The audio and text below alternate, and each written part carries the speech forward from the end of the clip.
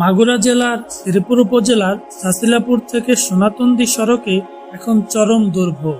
অতিবৃষ্টির ফলে রাস্তার একাংশ ফাটল ধরে ধসে পড়ছে পাশের হানু নদীতে। এই রাস্তাটি সোনাতন্দি গ্রামের যাতায়াতের একমাত্র প্রধান রাস্তা। তবুও এই রাস্তা দিয়েই প্রতিদিন হাজারো মানুষ ট্রাক, ট্রলি গাড়ি, ইজি বাইক, ভ্যান যাতায়াত করছে।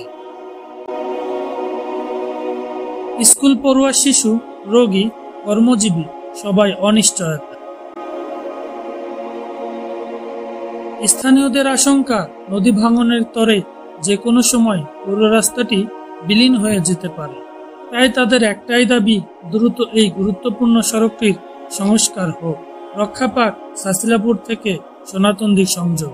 এগিয়ে আসুক প্রশাসন, বাঁচুক পথ, বাঁচুক জনজীবন।